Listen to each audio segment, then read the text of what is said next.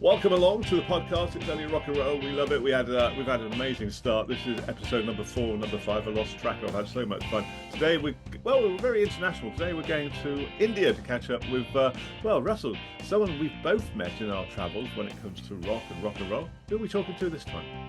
Yeah, we're going to welcome Uday Benegal, who is the frontman of the biggest rock band ever in India, Indus Creed, and internationally acclaimed as well. We're going to go through a lot of things. He's been doing a lot in his career, extensive career, and we'll talk about the band, of course, because that's a big part of his life. And at some stage, for my sins and for their sins, I think it was more painful for them. I did actually manage them for a few years, so I use that term "manage" very loosely, which they kept reminding me of frequently. So, welcome, buddy. Thanks, Russell.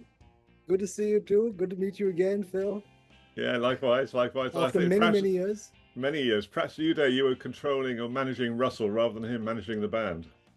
Well, I don't know if there was any management of any kind all the way around, but I think Russell did some funding, so that's the manager's job, right? Excellent. Yeah, sure. Uday, it was the most pleasurable $50,000 I lost, buddy. Good. As long as you're having fun, who cares? Yeah, who cares? Phil, over to you, man. Well, I was going to say, Russell, how did you two come up? How did you meet, you and the band and Uday? How did that come about? Uday? Okay, Uday. We're playing tennis. You frame the ball around, Russell. All right. So we got a call from this. Me? Yeah, well, this guy, this Englishman from the Middle East, who wanted to book the band for a little tour of the Middle East. And we said, sure. I mean, we're happy to go and play anywhere, very honestly. And so we landed up in Dubai, and we met the eminent Russell Mason, and and we landed up taking this little tour of the Middle East. We played Dubai, Bahrain, Abu Dhabi, and Muscat. Yeah. Right? Your memory on that is quite good, but I think you're missing one critical thing. And like all things in life, it probably wouldn't have happened if not for a certain Apache Indian who had a massive hit called Arranged Marriage. That's right. I remember. Yeah. It was a massive hit. He came from nowhere, this guy from Birmingham. And he's from the Midlands, wasn't he? Yeah, from the Midlands. And anyway, Midlands. we were providing the bands for the powerboat race. If you remember, Phil, the powerboat race. Right. It was the powerboat race. And it was on the beach. Right. It was on the beach, and all the white people ended up being pink at the end of it. And anyway, we'd booked Maxi Priest, which was he's a big artist. He's a big artist, still, but he was a big artist then. And Apache Indian, who was hot as mustard. I mean, he was like as hot as he could be. And we were sitting there probably 48 hours before the gig, sitting in my office, feeling very proud of ourselves, and all of a sudden the fax machine went off, because there were faxes in those days, and this thing came through from Birmingham General Hospital. This is to confirm that the artist known as Apache Indian cannot travel because he's done his back in. And we were like, oh no, what are we going to do? So anyway, I came up with a bright idea. What about this band in India? Their biggest band, the powerboat race, because it was a free concert, was full of, on a Friday, expat Indians, and that's got to be a sort of good replacement. Anyway, so I got on the phone. I spoke to you guys. I probably spoke to Mark Selwyn or Jayesh or someone, because they used to take care probably of the business at that stage. I can't remember. But anyway, it was a big rush because you needed visas, and we managed to get you in. We managed to get your equipment in, because in those days you had to pay a bond for the equipment and everything. It was a nightmare. But sure enough, you turned up, you did the gig, and afterwards you asked me if I'd manage you, and I asked why me, and you said, well, you're the only white man we know, and we want to go into and I was which is the truth. That's the absolute truth. True. and I was like, okay, I think I was a bit flattered by it. And so I added another client to my list, Uday. And do you remember the other client I had in India? The other client in India. Yeah. As you can tell from the opening of the show, my memory is quite a blur about everything that happened Yeah, it is. Yeah, before it is, last yeah. week. So Yeah, it's Who like was the that other old client? it's like that old Verve song, "The Drugs Don't Work." I think you yeah, need a few little tips to go out, Russell. I mean, you told me about this before, and I was amazed because it was a great movie. It's a movie star, wasn't it? it was on Netflix recently. It's called The Serpent, and it's about the world's at that time the world's most wanted man in Interpol, Charles the serial Sobraj, yeah, Charles Soberaj, and he was on my client list. So I had that's I had right. I had a Amazing. serial forgot. killer. I had a serial killer who I had the rights to his movie and his book, and I had an Indian band, the biggest Indian band, and I traipsed off to LA to sell both of you. I completely very forgot about the successful. Charles Sobraj thing. Wow. Huh? I'd completely forgotten about the Charles Sobraj thing. That's incredible. It's amazing. Yeah. Now I remember. Set in Kathmandu, wasn't it? Amazing. Fabulous film. Well, he killed people. He wasn't fussy. He killed people all over the place. Anyway, let's get back to the music. Another story, Yeah, that one. I think The Serpent. really And let's crawl back like a serpent back into the world of music. And I can remember that powerboat race, and I remember the gig Uday, because Dubai FM radio station used to be broadcasting live from all the powerboat races, concerts, events, and I'd be there on stage doing the emceeing. And I remember, I think you brought an entourage of fashion models with you, maybe for that event or another event. So that sticks in my mind more, sorry to say, more than the band. Well, I can't blame you. What were your recollections of playing on the sandy beach in the middle of the Middle East? Oh, it was hot, and I come from a hot country, but the Middle East is really hot. Yeah. And it's dry. But it was really, very honestly, for us, it was a thrill just to get out of this country and go somewhere else and play to a whole new audience. And really, we just want to get up on stage and play rock and roll. That's the the beginning and the end of every desire that we really had. Of course. Yeah. And so this is another opportunity to do that. So it was great fun. And yeah, sure, all the power boats and all that kind of stuff. I mean, people get their kicks off those things. But for us, it was just getting on stage, playing with great backline, really good PA.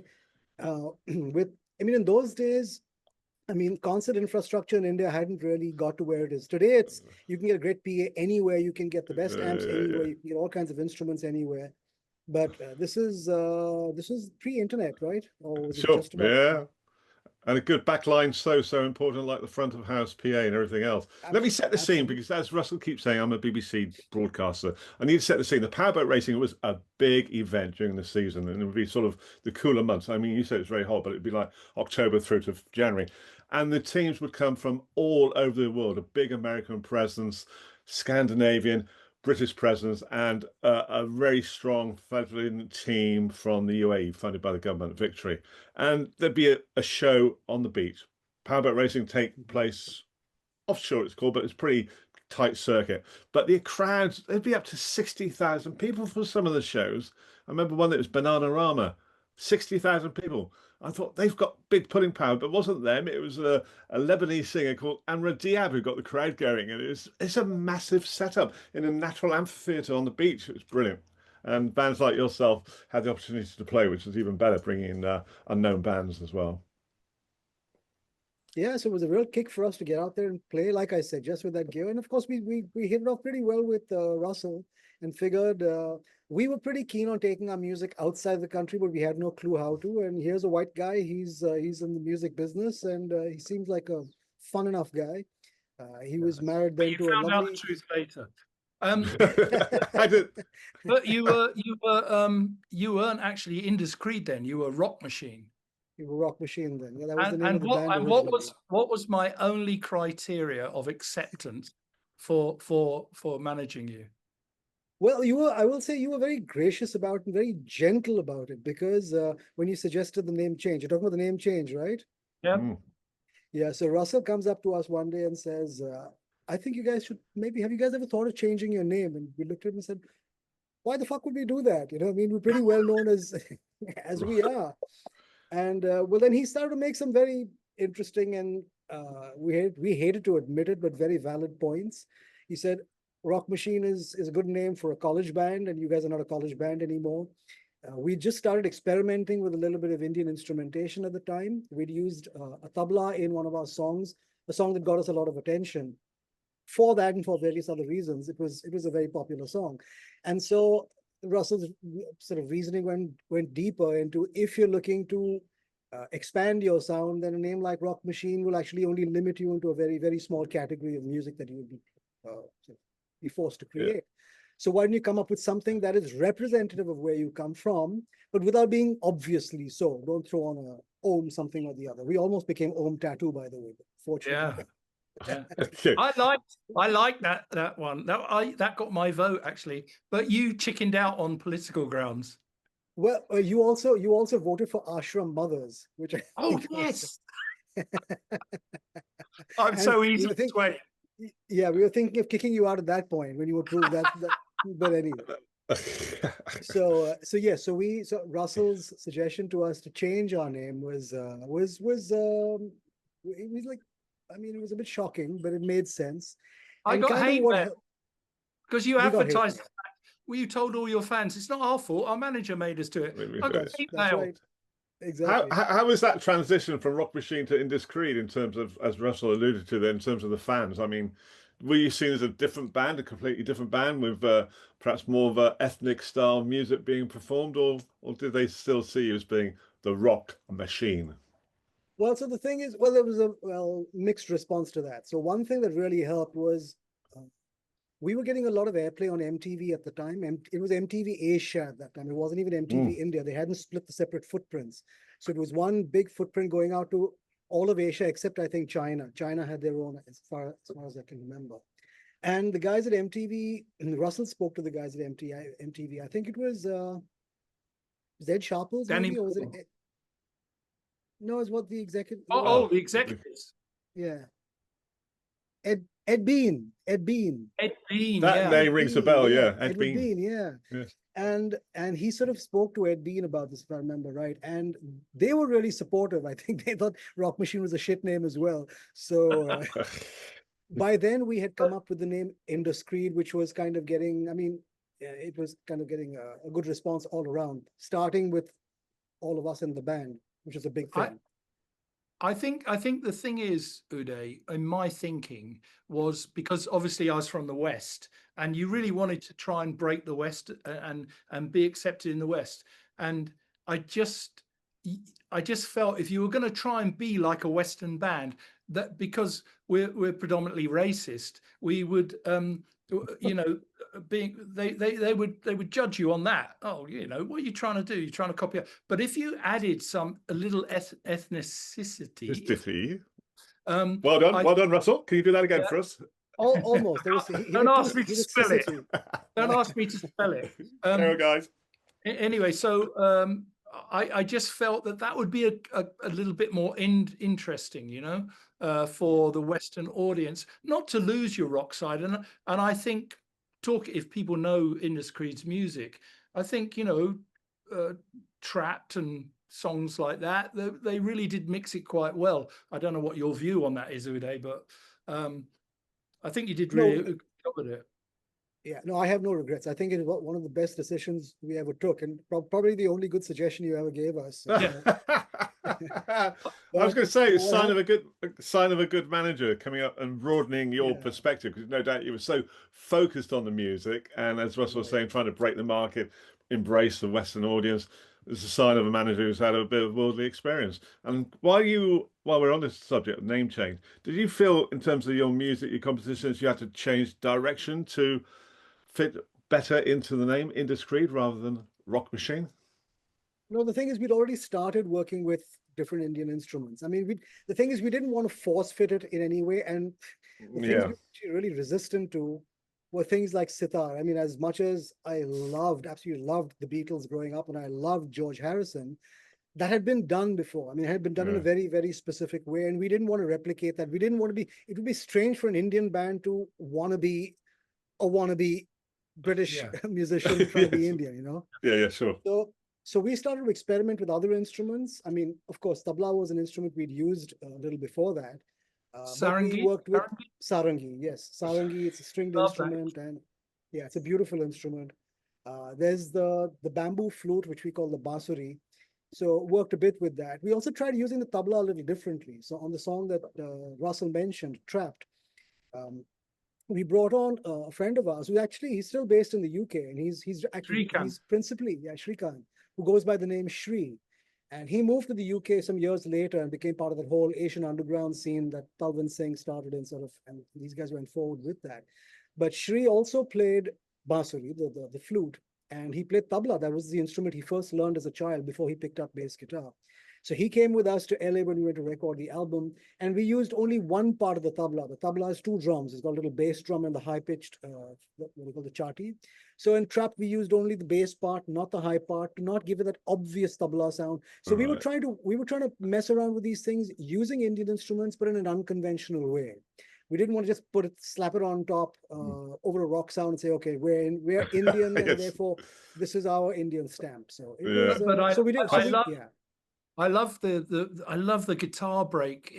You know, in that is all credit to your amazing guitarist Srikanth. I mean, I usually call him an arsehole, but he's such a good guitarist. I have to mention. Oh, sheesh. But that's a great. You don't, I just who you that talking song. about?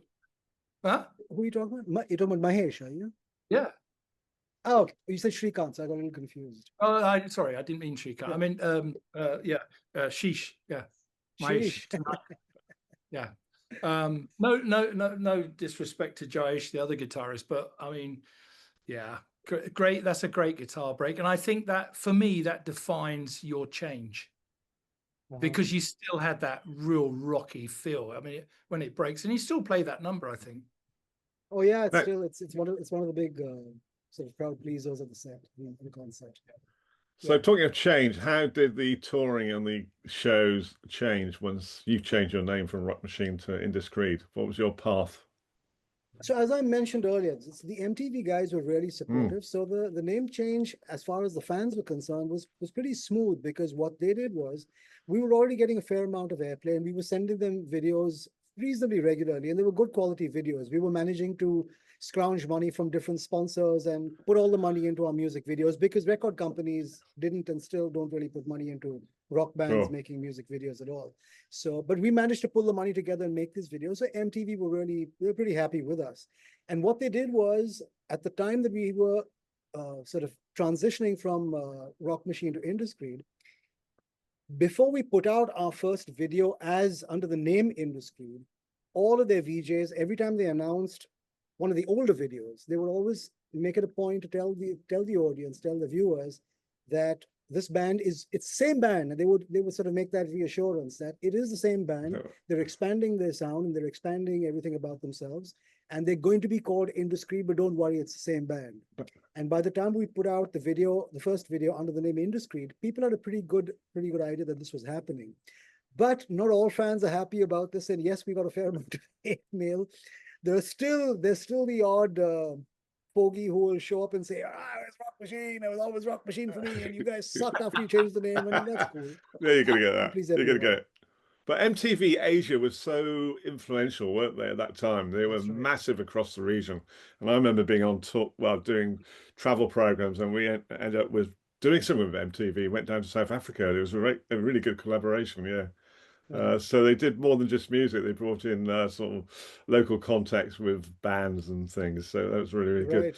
What about touring India? I mean, I heard on the grapevine some strange events happening when you went on tour to Gujarat. For some reason, Russell chickened out. He didn't want to go with you guys. He sent one of his mates along, Ian, who's a good friend and buddy, and worked hard with Russell and his team. So I think you played a few tricks on this guy.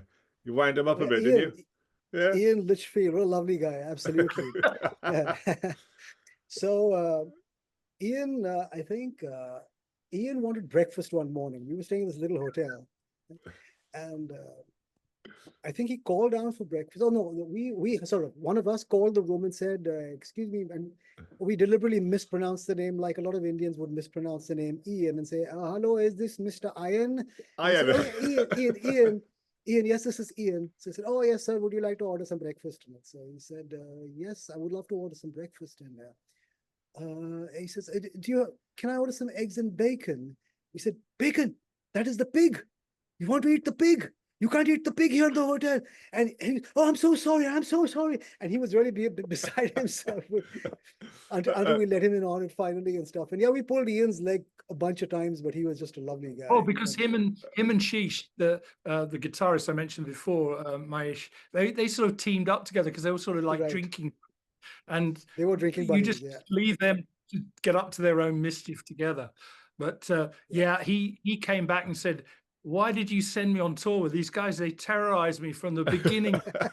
I said, "Yeah." He was so nice. He was so nice. He was really nice. Yeah. Tell us, going back a little bit, rewinding a little bit, when you first were on the road, it was, I mean, going around India on trains, and you used to take all your, like the drum kit, your back line, you take everything with you. And wasn't Mark Selwyn, the bass player, didn't he have to take his dog on tour, Scooby-Doo? Well, yeah, so Mark had a fox terrier, and Mark and his mum lived together, and Mark's mother used to organize travels and tours for a bunch of well-heeled ladies from South Bombay, and they travel across the world. But usually Aunt Claudine was at home taking care of Scooby-Doo when we went on. I mean, we didn't have a lot of gigs in those days, so it wasn't like we went out very often or for long periods of time. And so most often the calendar was fine, it matched okay. But this was one time where we had a gig and Aunt Claudine was off on tour, and we had no choice but to take Scooby-Doo with us on the train. And unfortunately, those were the days when we hadn't even developed enough clout to But dogs aren't allowed, no? No, they're not So allowed. you smuggle the dog on. We smuggled Scooby on, and we were not even in a good compartment. We were in the second class. It was like a pretty crummy. It probably worked for us actually, because if we'd gone to a nice air-conditioned unit, we would have been thrown out right away. But and PETA and all animal rights activists, I'm with you. I love animals. I promise you, I love them, and we love Scooby-Doo. But we had no choice but to give Scooby a shot of Valium so he could just fall asleep through the entire trip and be tucked under the seat. So Scooby was given little microdoses of Valium and kept asleep so that we wouldn't. Because if we'd got caught with him, we'd been thrown off the train somewhere in the middle of India. And it almost actually happened to us once. No, but you didn't. At 4 o'clock in the morning, didn't they put you on the platform? That was, yeah, they almost threw Mark out. That was on the way back from Delhi. So Delhi was a city that taught us our hardest lessons. Delhi, it was a love-hate relationship, and I got to love them for teaching us the real truth about rock and roll. You got buggered wherever you go, basically. So finish the gig, promoters nowhere to be seen, we haven't been paid, there's no money, there are no tickets to come back. So we jump onto a train without any tickets, or we had second class unreserved tickets. We didn't have reservations, and we had Scooby with us, and Scooby was stuck under the seat again, and he was actually doing fine until somebody one of the co-passengers, he wasn't troubling anyone. Maybe this person had a fear of dogs or something, but saw Scooby and reported us to the ticket collector, the train conductor, who, as it turned out, we were very surprised, seemed to be the most incorruptible government official in the country, because he refused to take any money, which is unheard of in India. You found the one guy. We found the one guy, until we realized, well, he was about to throw Mark and Scooby off somewhere in the middle of Gujarat on our way back to Bombay. And until we figured out there's no such thing as a person who is completely uncorruptible, it's just always the right price. It's all about, you've got to make it to the right price. And that was another wonderful learning experience for us. Well, talking about touring, sorry, carry on. No, that's fine. I was going to say, talking about touring by train, we were talking the other time on a previous podcast about touring and getting huge volumes of equipment behind the Iron Curtain by taking them on board a couple of massive Russian aircraft. So I think we ought to get some boats next, Russ, because then we'll have trains planes plane. and boats to complete the sequence. But sounds like you had a lot of fun, Uday, when you were touring, and you did a They tour. went, Sorry, they went to Russia as well. We really? went, Wow. it was still the USSR. It was 1988, and sort of perestroika Wow. was just about taking place. And it was called the Festival of India and the USSR. So the Indian government used to do these exchanges with different countries, especially Sure, the yeah, Soviet yeah, bloc things. yeah. And they'd have like a festival of USSR in India with all kinds of folk dances and all kinds of things. So usually what the government of India would do is send fundamentally classical and traditional folk music and art and dance from India. But this year, at this period of time, we had a prime minister called Rajiv Gandhi, who was the son of the famous Indira Gandhi. Excuse me. And Rajiv Gandhi wanted to promote India as a country that was much wider, much vaster, and more expansive than just its traditions. Yes, of course, we have this incredibly rich heritage of folk and classical culture, but we also have rock bands and pop bands and jazz bands and stuff like that. So next thing we knew, we were on an Aeroflot plane on our way to Moscow. We were served caviar on the plane. I kid you not, man. It was great.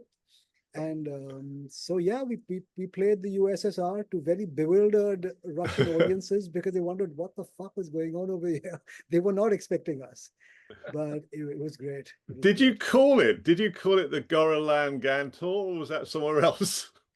Okay, well, that was a few years later. That was when our in-house Gora Lalgan, and I'll explain that. Please, Russell yeah. Mason, who is now a manager. So we're cutting a little forward now because you mentioned the tour. So Russell is now a manager and has organized a tour of the UK. I can't even remember half the places we went to. Was it Walthamstow? Womad Festival. Womad, yes. Womad. Peter Gabriel's festival, yeah. Yeah. So it was the Womad Festival, and we did a bunch of club dates after that. But anyway, we had no idea. So the word Gora in Hindi means fair or white, usually fair, which is a term that is used for white-skinned people in India. I mean, Goras, they're called Goras. A friend of mine, or rather a friend of my brother's from college, took it a notch higher because he noticed that all the Goras that came to India, when they went out sunbathing, they would develop, of course, this rose hue all across their body. And he started calling them Lal Gans, which means red bum. Lal means red. Gand is a slang term for bum. So he would call them Lal Gans. And so we would refer to Russell as Lal Gand and Gora Lal Gand. That was our little in-house thing. That was our in-house full thing. of jokes. Yeah. Full of jokes. So, but we arrived in the UK. T-shirts, huh? Well, so this is how we discover, right? So we had no idea what Russell was brewing. We show up in the UK. He's meeting us from the Middle East, from Dubai, and he presents to us in the UK, in England, a stacked batch of T-shirts that we're going to be selling at our gigs, and it says, "Kick the Gora Lalgan tour," and we were like, Russell, what the fuck are you doing? Brilliant. If the locals find out what this means, the Asians are fine, but if the non-Asians realize what this means, we're gonna get beaten up on stage. We say, oh, no, it's all be a laugh and everything. Brilliant. So that was he was the instigator. Yeah. A few tricks up his sleeves. Yeah, no doubt. Yeah. So okay, lots to talk about. MTV Awards and touring with big bands. Give us some idea of the bands you've performed with. So the first big band we opened for was Europe. Funnily, I should add that we opened for Europe again earlier this year. 40 years later, that was 1985. So this is literally 40 years later. We opened definitely for Europe. The final countdown. Very good, Russ. Very good. Very good. And this is in some Podang town in Assam. We opened for them recently, which is interesting. And we finally got to meet them. They were nice guys, really, especially the keyboard player, really nice chap. So anyway, we were opening for Europe. We opened for in 1985 in Bombay. We opened for Bon Jovi a few years later, also in Bombay. We played to some really big audiences then. Not very well by both those bands' road crews. Do you remember Bon Jovi? I got a call in my office in Dubai because that was another one that I slipped out of, Phil, being the dedicated manager that I was. Got a call from the stage in Mumbai, or Bombay as it was then, And they're saying, this tour manager, they're not letting us do a sound check. I said, what's the guy's name? He said, well, he's this British guy, Bon Jovi's tour manager. I said, what's his name? He said, oh, it's Dave Davis. I was like, and actually, Phil, this Dave Davis he used to be the guitar tech for George Michael when I worked with George Michael. Oh, right, okay. Our first podcast, Is his name came up, and I said, This is the guy. Is this the guy you were talking about in your podcast with Steve and Steve Martin? Steve and Jake. Yeah. Oh yeah. And hey, Russell, we've got a listener to the podcast. Yeah, exactly. Our one and only listener. Well done, great stuff. There you go. Sign him up. Well, he sent me the link, so I couldn't refuse. Yeah. So I got this call and it said, so I said, Dave Davis, I know Dave Davis, put him on the phone. So he put him on the phone and I was like, oh, Dave, what's going on? I manage this band. He said, really? He said, oh, and then he started saying, oh, well, all support bands deserve a sound check. Anyway, they got their sound check, I think, in the end. But it was just one of those coincidences. Well, anyway, Uday, I stopped you there because that suddenly came across the. No, well, yeah. So those are the big bands we opened for in the early days. A few years ago, we opened for Santana in Bangalore. That was really great. Yeah. Wow. And what a difference. So here's something I learned something really, really beautiful from Santana and his crew. Really, actually, we didn't get to meet Carlos Santana himself, though he did come on stage during our set and was because I was saying something about him to the audience and. I mean, we all grew up on his music, and he was really gracious, apparently, standing behind in the wings. But even when we got to the venue for sound check and stuff, I mean, we were having trouble with one of the amps, and their sound guys came and they insisted on coming and helping us sort it out. And then we start our sound check, and I noticed there's a white guy standing next to our sound engineer at the FOH desk, listening to us, and we were playing one of our songs, Fireflies, and anyway, we do our sound check. This guy, I see him come backstage, and it turns out he's Santana's bass player, who's also played with Miles Davis and who knows who else, Benny Riedfeld. Such a nice guy, and he loved our sound, he loved the song, and he was really genuine. He wasn't saying it for the sake of being a nice guy. And that was the entire Santana crew were exactly like that. They were really gracious, they were really nice. And I learned from that it starts from the top down. It's all the entire energy, the attitude of the people in the crew is inherited from the top down. And Carlos Santana, man, what a beautiful human being. And more power to him for showing his people how to be. Yeah. How did the Slash Guns N' Roses, he came and played with you? Well, what was that all about? So that was when MTV India was developing their own. Well, MTV was breaking up their footprints from this global Asia one to individual country-based footprints, and they were launching MTV India at that time, and they were doing it in Bangalore. And for that, they were going to fly down Slash to come and give away a guitar, the Les Paul, of course, and they wanted him to play with the band, and we were the band that was going to be playing for the launch. And they said, "Do you mind if Slash comes and plays a few tunes with you guys?" And I said, "Sure, of course, yeah, come on, it's rock and roll, man. We'll have to play with anybody." So he shows up at sound check at night, and it's fun because there's somebody following him. Now I know people say that you make up stories, and rock and roll is filled with all kinds of true stories and many made up ones. This is true.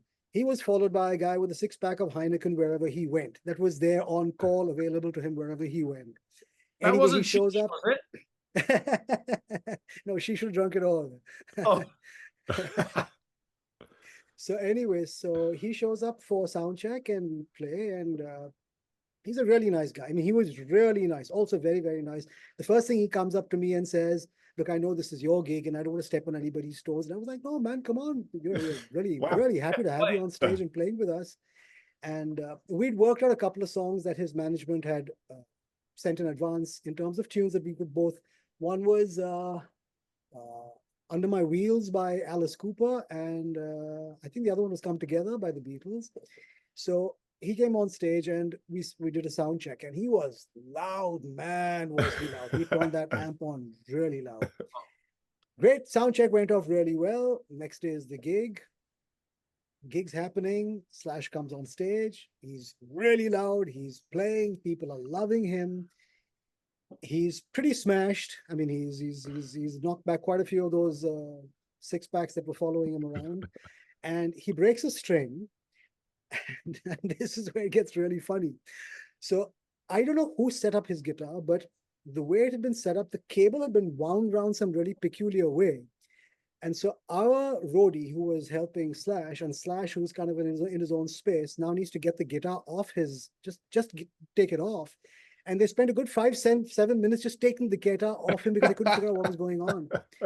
So yeah, but I mean, the audience didn't care. We just kept playing, just kept holding down the groove until they made that switch. He came back on, blasted everybody away, and it was great. It was great fun, and he was really nice actually. I must say something, and I hope Sheesh does listen to this, because I do genuinely believe this. And when I heard that Slash had played with you guys, I thought immediately of Mahesh. And Mahesh is a sensational guitarist. That was the one thing. He really is. And maybe I know you've played with him for a long time, and we tease him, and he is what he is. But he is a sensational guitarist, and I always wondered what Slash thought of him. Well, someone's going to have to call him and find out, though I don't think Slash would have much of a memory of anything. From what you said, no. or Mahesh probably, but because I know Slash was a bit of a hero of most guitarists, Yeah, I think he probably, I mean, they were very comfortable together on stage, so I'm sure he just sort of appreciated Mahesh for who he was and how he played. I mean, there was no one-upmanship taking place, and it was just a really good vibe on stage. Yeah. Oh, right. Yeah. Excellent. Well, Phil, I've totally lost my way. Well, I haven't. I'm on track.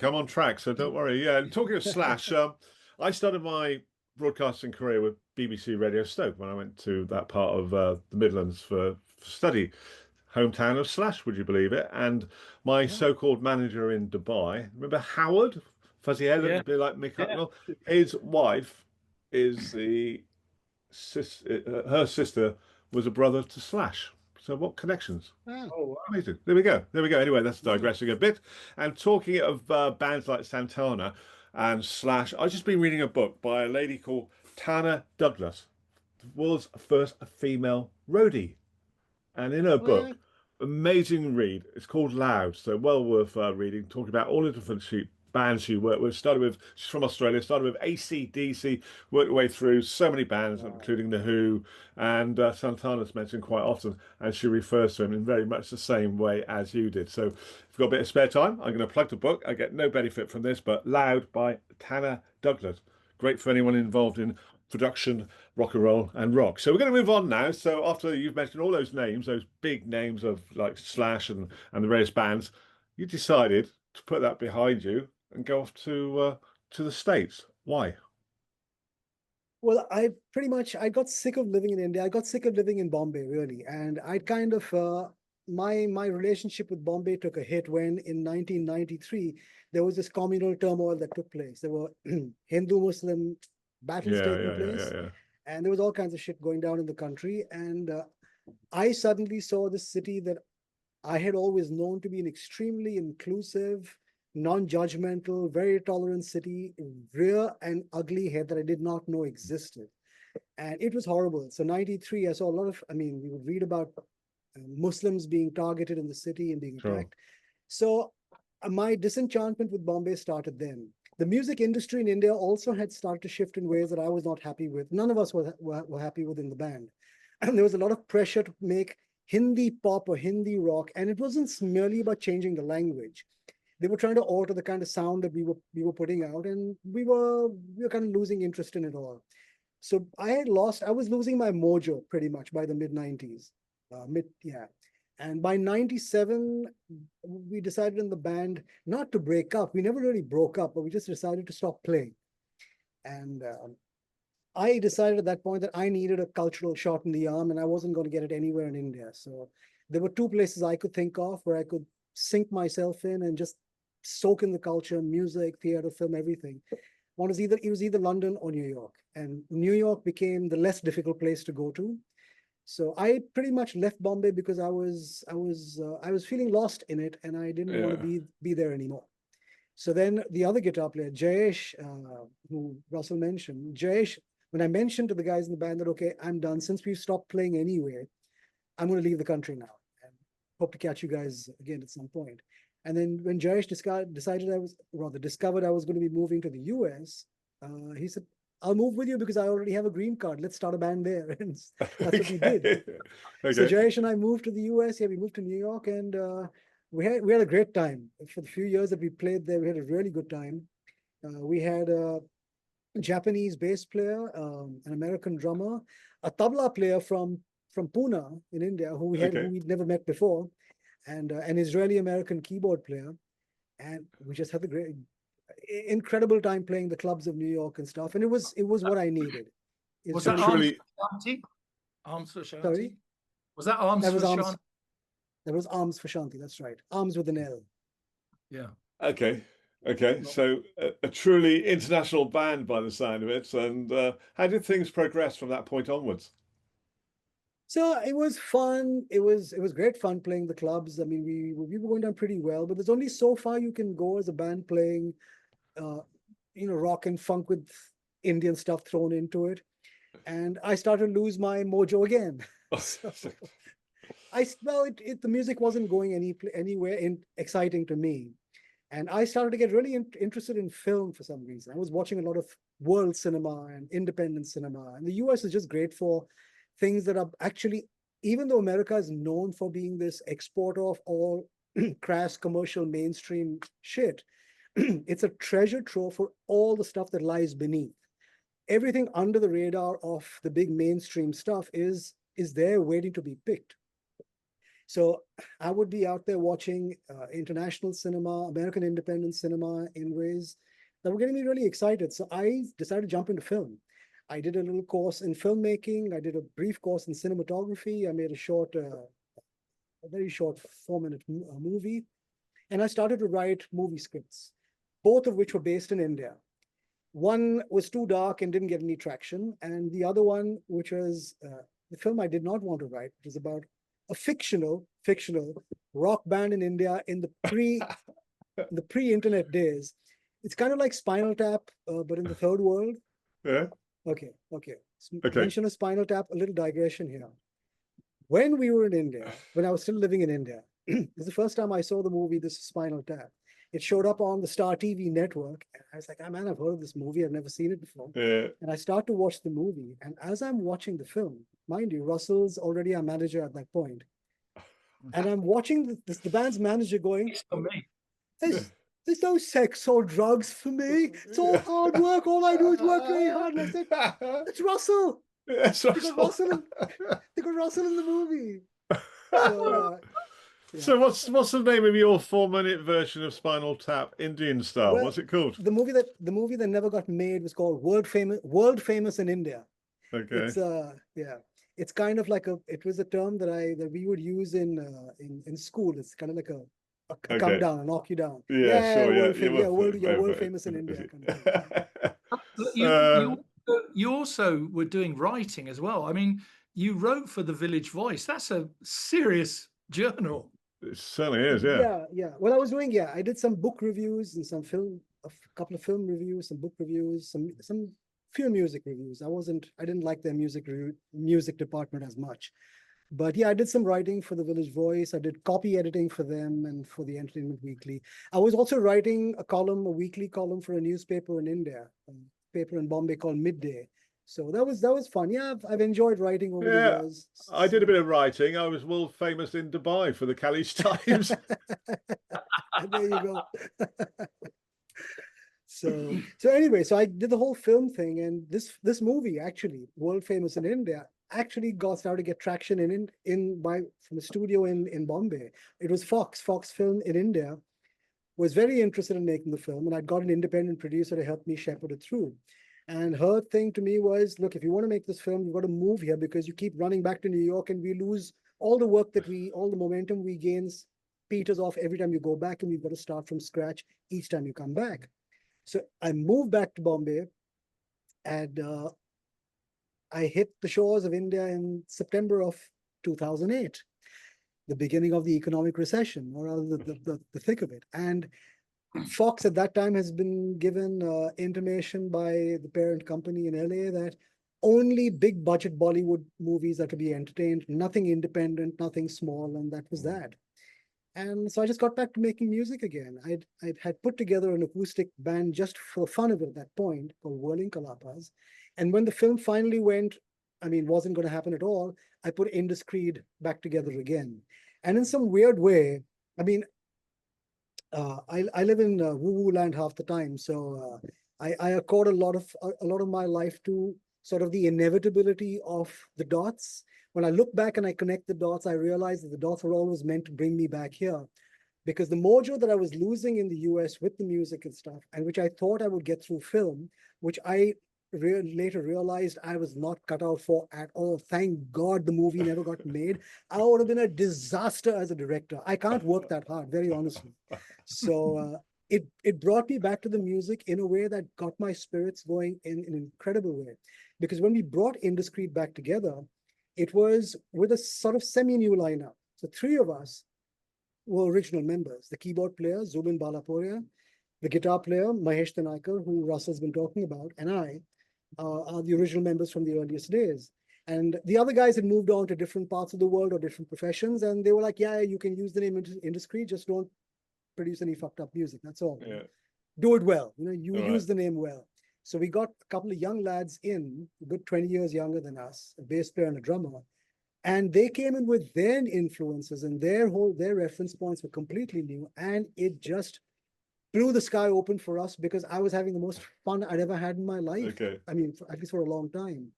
And yeah, so that's how I came back from New York back to India. So, And you answered my question now. You lost your mojo twice, not once, but twice. yeah, So yeah, you found your mojo again with the yeah, the fresh blood coming into the band, yeah?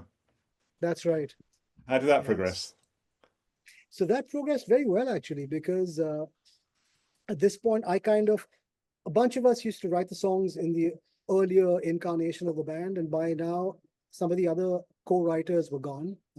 The bass player, who was the founder of the band, actually, Mark Selvin, he'd sort of hung up his bass and moved on to other things. And so I became the main songwriter. So it was interesting for me because, Yeah. I mean, I loved it. I loved it. So Yeah. I had a sound I was looking for, and it was really being upped by these two young musicians, a drummer called Jai Rao Kavi, who is currently one of the hottest. I mean, in my opinion, he is the finest rock drummer in the country. He's since moved on into Bollywood, because Bollywood is really where the money is at, and he gets paid really well doing that. But he and I are really close friends. And a bass player called Rushad Mistry, when they came in, they started to bring in all this energy and these ideas that were just really pumping up the music. So in the meantime, we put together an album. We recorded an album in Bombay. Mind you, this is the first time we were able to record live drums in India. I'll do a little bit of an aside. The first times we ever recorded live drums in the studio was thanks to Russell tying us up with a studio in LA when we went. That was in 94. Was it 93 or 94? 93 or 95, I can't remember.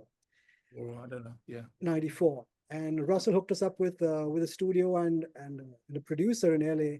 And that was the first time we recorded live drums, because the studios in Bombay prior to that were just not equipped to do that. So the first two albums Right. were all were Yeah. recorded Yeah. with drum machines. The first one with a really old Linn drum, and the second one was with a Yamaha RX-7 drum machine. So now, cut to many years later, we've moved back to Bombay, and the studios are well equipped to record drums really well. So we record our album, and we don't know who's going to mix it.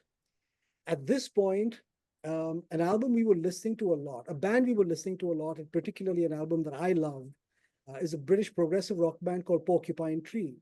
And the album's called In Absentia. And I hadn't heard the album until then, and it became my favorite sounding album. I mean, I loved the band and their songs, but just the sonic quality of that album was I mean, it spoke to me in every possible way.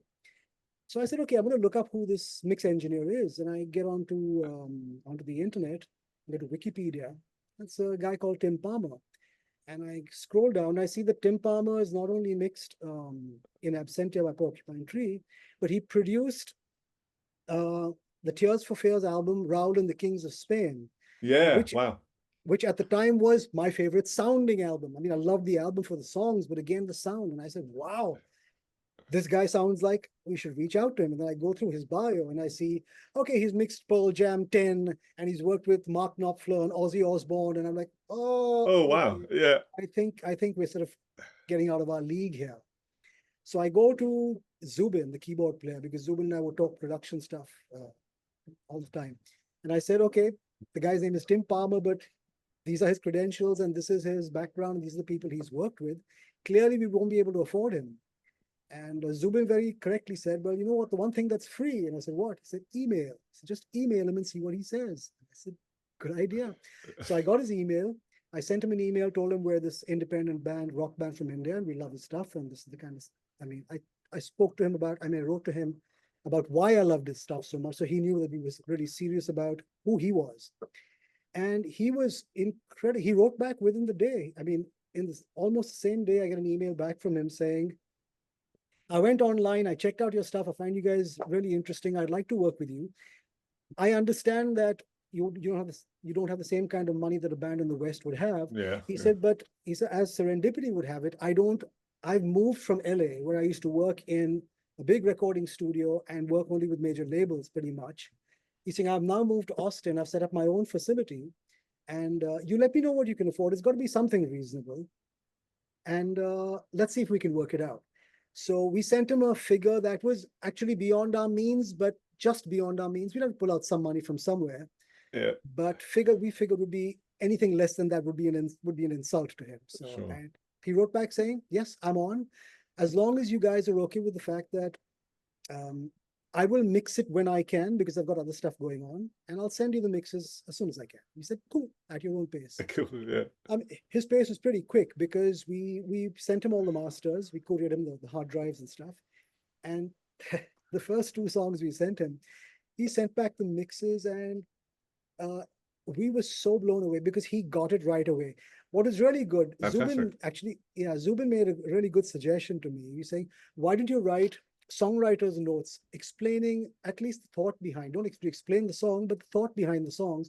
So he gets an idea of what the songs are about on a sonic level, emotionally at least. Yeah. And he got it right off the bat, and his mixes were just absolutely fantastic. So in 2012, we put out our 4th album called Evolve, and it was mixed by this Grammy-winning or Grammy-nominated mix engineer, Tim Palmer, who is just a joy to work with because he was phenomenal. As you say, it sounds like serendipity. And what he did with Tears for Fears on the album you mentioned, it was a big departure for the band. It was a big move from their sort of normal sort of top 20 pop stuff. Yeah, it was a good sonic album. Yeah, fantastic pair of ears, that man, really. Yeah, right. I actually wasn't aware that that you'd work with him. Just something that we missed, and I would like to just rewind again a little bit, if you permit me, Uday, is rewind. Ask your producer here. Yeah, okay, go on. Keep it snappy. No, it's the MTV Award, which was at its time was incredible, really. The awards themselves, they were when you got the MTV Award for a black and white video that cost $10,000, I think, to make, and you won Best International Video and we all went to LA. I went for a day. It took me a day to get there, a day there, and a day to come back to Dubai. But you guys, there was Aerosmith, there was just everybody performed at that. There was Neil Young with Pearl Jam. Yeah. Oh, it was amazing. How did you feel? Your experience of being with that mix of megastars? Well, I mean, it just felt great well, the thing is, to be honest, the international acts aren't on the main stage with the big acts. I mean, people should know this. So, but to be out there in that room with all these guys and watching those bands was phenomenal. And it is fun, very honestly, I personally don't take awards seriously. I see the value in awards. For me, an award is great because you can put it on your resume so that you can continue to do the work that you love to do, or continue to create the stuff that was recognition of a great song and a great video, really. Yeah, I mean, it was lovely. I mean, it was lovely. I try not to get lost in the drama of all the, because too many people fall into that. I Yeah. have been awarded, and therefore I am great. And all of us in the band try not to get sucked into that stuff. Yeah. So, but yes, of course, it is exciting. I mean, to be the one band from Asia really that is chosen to get out there and get a moon man and all that stuff was, of course, it's fantastic. It feels really, really good. It's really good. While we're in that era, and we'll move fast forward again a minute, Phil. But what I remember from the times working with you guys, it was incredibly enjoyable, and I really thank you all for that. But what I felt privileged being a part of that was you welcomed me into what was like a family. You used to. You're not only a band, but used to hang out together as if going on tour and being under these incredible pressurized situations which you get yourself in. The last thing that most bands want to do is hang out with each other. But you, the wives, the girlfriends, everybody, we always used to go out and eat together. And every time I came to Bombay, it was just fantastic. And that was something very special. I mean, I'd worked with a lot of bands by then. By the time I met you, I toured with a lot of bands, but I never ever felt that sort of.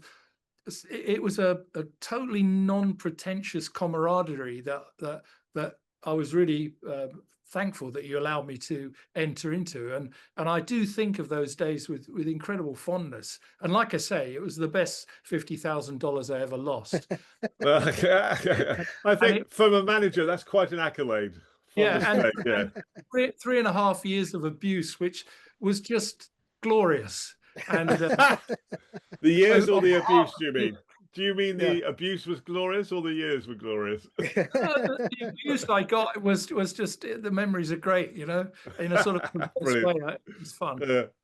Yeah, well, it's totally our pleasure, Russell, and I'm happy. I'm really happy to hear that you felt that way, because you were family for us. I mean, as far as we were concerned, you were part of us, and yeah, I mean that's how it was meant to be. I'm glad it felt that way too. It did, brilliant.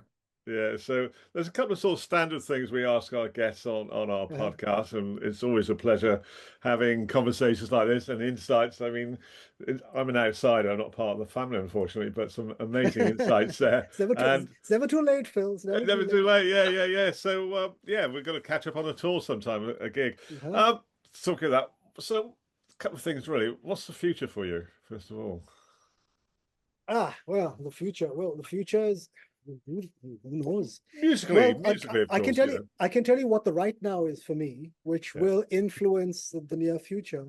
Is I've recently started, and this is going to come as news to Russell, because I haven't mentioned it, but I was going to mention it to you, Russell, because I was going to send you the songs when they're ready. But I've started recording my own solo stuff this year for the first time, really. Wow. And it's very different, very, very different from the Indus Creed stuff. As much as I love getting up on stage with a heavy band, I still love it. I love getting up and cranking them out. I've always really enjoyed the mellow side of music, the really soft side. And this is what I'm doing. So the stuff that I'm writing now is much gentler, it's much quieter. I'm working with a whole new bunch of people, all young ones in their 20s. And I've given it up. Russell, you'll find this interesting. I've given it up to a young producer, a young woman in Bombay who also owns a really, really great recording studio in Bombay. She's a part owner. And she's a wonderful young musician. She plays and sings beautifully, but she's got a really beautiful, really great ear for sound and a fantastic work ethic. So when I heard some of the stuff that she'd done, and I was kind of toying with the idea of writing my own stuff, but I didn't want to produce my own stuff because I'm in that stage of my life where I want to break all patterns, all habits and all patterns. And certainly with the music, I want to break the patterns because I want to explore, things that go beyond my natural instinct, my normal instinct. So I said, I'm going to give up control. And I asked her name is Arya Namji. And I said, would you like to produce my stuff? And she said she'd be very happy to. So we've actually tracked 4 songs. It'll probably be an EP. And we've tracked 4 songs. They'll be going for a mix pretty soon. And that's my near future. And is it something you can play acoustically? Oh yeah, absolutely. Well, I think you have to come and play in my jazz club then. Just me, or would you want a couple of? It really sounds good. We'll talk about it. We'll do a live We'll session. talk. Let's do a live session on Yeah. a podcast. You know, acoustic. Yeah, we'll think Yeah. about that, So Russell. See what we can I'll do. come and do I'll come and do the teaser so that we can then bring in the band, because as I was telling them recently, I said, pardon my terminology, but hearing three of them, the keyboard player, the guitar player, and the producer who also plays guitar, when they were doing the backing vocals for me, I was like, man, I know this sounds a little creepy coming from a 50-something guy to 20-something people, but this is my wet dream coming alive, because I've been dreaming about these harmonies my entire life. I love my Rock Machine Indus Creed buddies, but they're not backing singers. I mean, Zubin does a great job. He works very hard at it, but they're not backing singers. And I'm working with a group of musicians which have the most beautiful voices. So yeah, we'll talk about it. And you've introduced a new theme here on our podcast series. I think it's the first wet dream that's been mentioned on our podcast series to date. So put that on the list for future podcasts. All right, I shall. And the other thing we like to ask people, and maybe Russell, it's your turn. I've been sort of jumping in. Yeah, Looking back. I think, looking back, what do you think? You know, if you look back, what do you think you would say you feel most proud about? What do you feel personally is your proudest moment? Because I think people will gather who don't know you or listening to this podcast is that you are a serious musician, and you have had a serious career, and India has a serious scene. Forget the international stuff, but what do you think is your proudest moment, really? Well, I can say the thing that we're really the happiest about, and I won't say we can't take all the credit for it, but we certainly, I might as well acknowledge we played a very big role in it, was changing the minds of the listening audience, especially the rock listening audience in India, from demanding cover tunes of bands. Because when we started out, every band, you could not get on stage unless you were playing famous covers by Western rock bands, Sweet which we had for a number of years. Yeah, well, exactly, that and a whole bunch. And we really struggled to get our own songs in. And we would, in those days, the days before the internet, we were able to fool the audience very easily, because people thought the band on stage has inside info onto as far as new releases in the West are concerned. So we'd say, okay, this next song is a new song by Def Leppard that hasn't been released yet and stuff. And we play one of our tunes. Because if we told them it was one of our songs, they'd be like, fingers up in the air, flipping the bird. Brilliant. So absolutely brilliant. By the third or fourth time we said that, the audience was in on the joke, and by then they said, we like your music, go ahead and play your own stuff. And I think what happened was, so by the time we were one of the earliest bands, if not the only rock band, to put out our own original stuff at the time. And by the time I come back to India in 2010, when we start playing again in 2010, bands today in India, indie bands today, are expected to play their own stuff. Sure, there are cover bands, but the cover bands are doing corporate shows and little club things on the side, weddings and stuff. But if you're playing a festival, if you're playing a good festival, you better be playing your own shit, which was unheard of then. And I think the role we played in changing that mindset for me is the most satisfying. Yeah. Excellent. Indeed.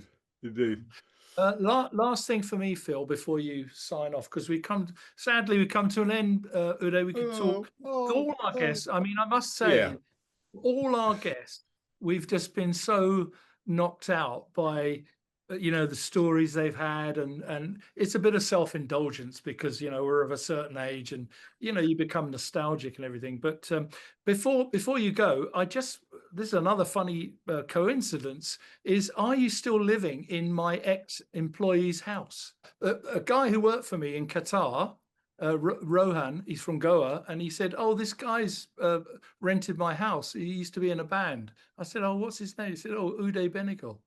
Oh no, I was I was going, I was going to rent his place. I was about to rent his place, but it didn't finally happen. I stayed where I was. Oh yeah, I forgot about that. That's right. What a crazy coincidence. That was a crazy. I digress. Phil, you digress. You digressed indeed. Again.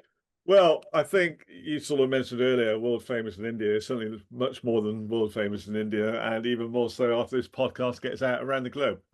Well, Anyway, it's been brilliant talking to you, finding out a lot more about your career, what you've been up to, tricks on the road. Indus Creed, I had the pleasure of seeing on stage.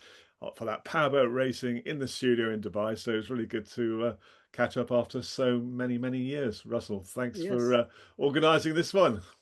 Yeah, and great to Yeah, talk happy to to be here.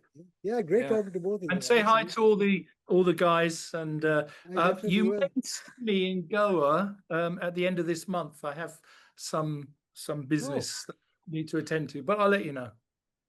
Oh yeah, let me know. Yeah, absolutely. Okay, Great. the best. Look forward to that, man. Yeah, good. All right. We're definitely Yeah. Uday. Great chatting with you guys. Take care. Uday, thanks very much for joining us. I'm a fan. And so far, we have people involved with rock music, from being on stage or producing shows. Our next one is something with a bit of a departure, when I can perhaps have a closer affinity, because we'll be talking to a couple of rock fans indeed, joining us, talking about bands they first saw, bands along the way, bands they're seeing now 40 years down the road or whatever. So that's going to be our next episode of It's Only Rock and Roll, and we love it.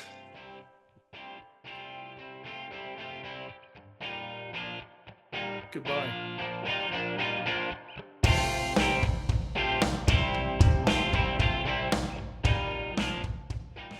It's Only Rock and Roll, a Phil Blizzard radio production. Available on Apple, Amazon, Angami, Spotify, Deezer, Google, and all good podcast channels, and also now on YouTube.